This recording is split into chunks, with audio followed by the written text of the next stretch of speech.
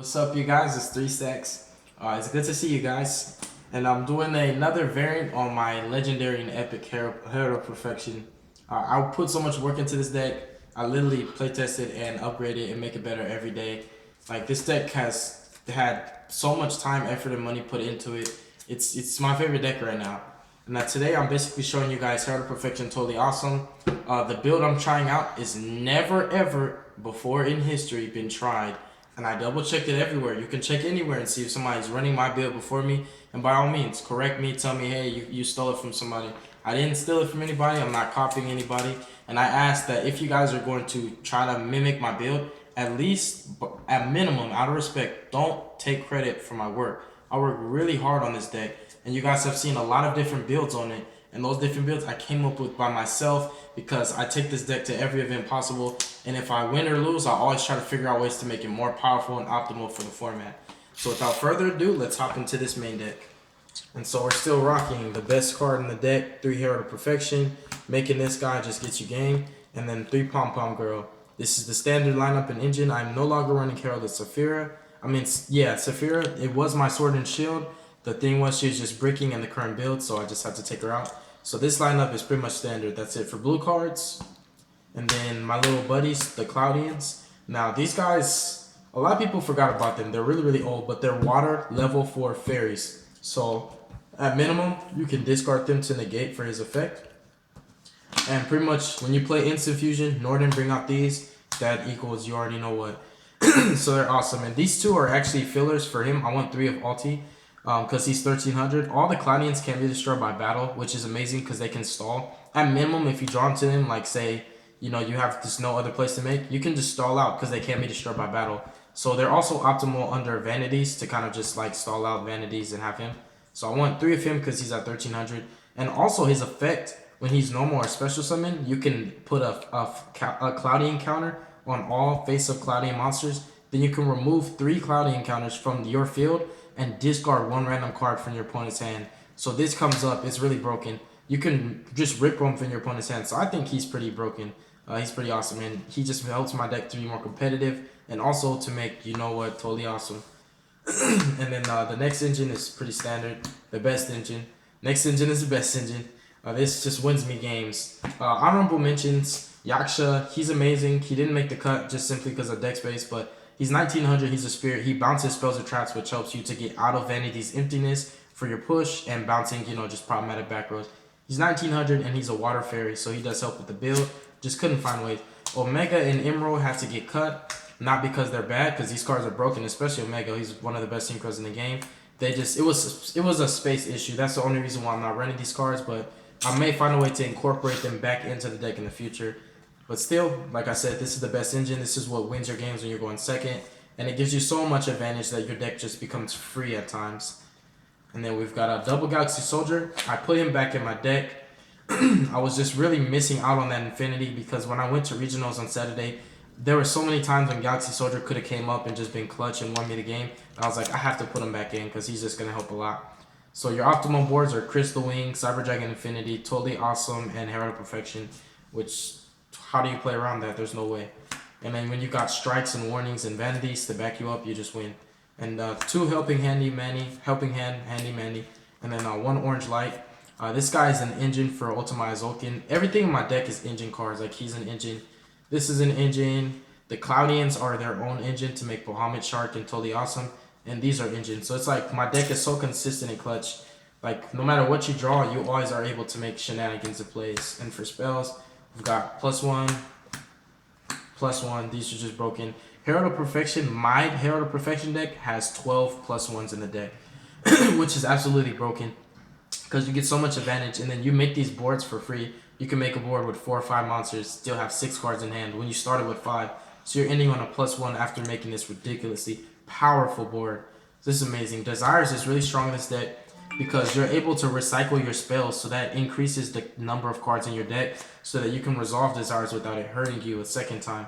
It came up in regionals where I actually desired 3 times and still lived after that. And the 3rd desire is what actually drew into my Raigeki, and I started giggling to myself. He had no idea what I had, and I said, okay, Raigeki, Ritual Sanctuary, Recycle 5, Special Summon, Artifact Sight, Swing for 22 game.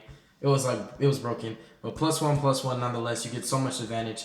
And pre-prep is like the best. It's a better +1 than Desires because there's no cost to it. And then a triple Sanctuary because it's the most broken spell. Pretty much all the cards in this deck is broken. But this lets you live more and win more.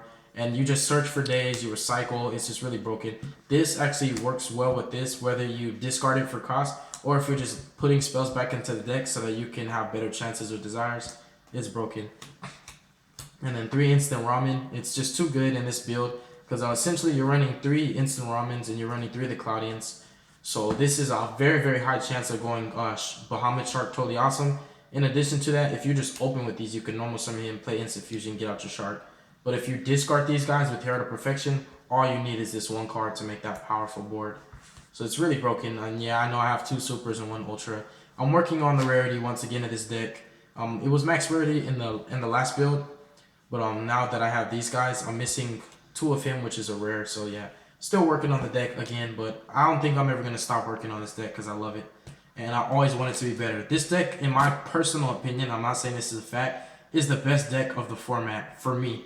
The way it works, and just that's my opinion. I think this is better than any deck out there.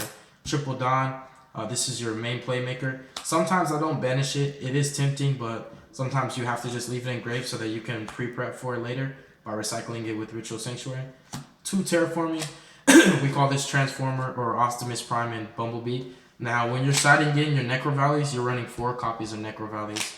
And you don't need 3 of this because 3 just doesn't come up anymore. The deck is so consistent and draws so much that you'll run into multiples of this if you're running it at 3. And then in prep, Metal Force Fusion, Upstart, Ultimate Rare Raigeki, Soul Charge for game. All of these are broken. Metal Force Fusion, I always have it. It loves me. And these are all broken one-ofs, and you recycle them back into your deck with Ritual Sanctuary, so you always have access to these. Soul Charge, you can just keep recycling it. That's why I always Soul Charge for like 1 or 2, because I know I'm going to be able to Soul Charge again. So what's the point of going all out when you're going to have a follow-up play with it? And the Sharp lineup is pretty simple. Double Bosch Strikes. I'm glad I got the Bosch. And then 1 Sexy Ultimate Warning and 1 Secret Vanities. These, I wouldn't change this ratio. 4 traps is perfect for me. My deck is geared for going first, so you don't want to draw a hand full of traps and no monsters. Extra deck is Norden.